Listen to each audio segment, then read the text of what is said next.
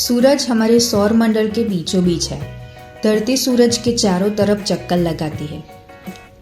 ये जो धरती सूरज का चक्कर लगाती है उसे पूरा करने में करीब 365 दिन लगते हैं, जिसे हम एक साल कहते हैं। इसके साथ साथ धरती अपनी दूरी पर भी घूमती रहती है। दूरी एक काल्पनिक रेखा है जो धरती के बीच से होकर उत्तरी ध्रुव से दक्षिणी ध्रुव तक जाती है। अगर आप अंतरिक्ष में जाकर धरती को उसके उत्तरी ध्रुव से देखें तो धरती आपको उल्टी दिशा में घूमती हुई नजर आएगी। इस घूमने की प्रक्रिया को घूर्णन कहते हैं। धरती अपनी दूरी पर घूमती है और एक पूरा चक्कर पूरा करने में एक दिन लगता है।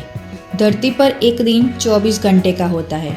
जब आप धरती के उस हिस्से पर होते हैं जो सूरज से दूर होता है तो वहाँ रात होती है, और जब आप उस हिस्से पर होते हैं जो सूरज की ओर होता है तो वहाँ दिन होता है।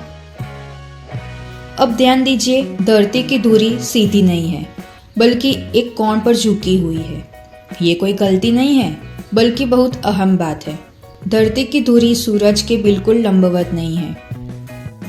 जब धरती हर साल सूरज का चक्कर लगाती है तो इस झुकाव की वजह से ऋतुएं बनती है। जब उत्तरी गोलार्ध सूरज की ओर झुका हुआ होता है तो वहां गर्मी होती है।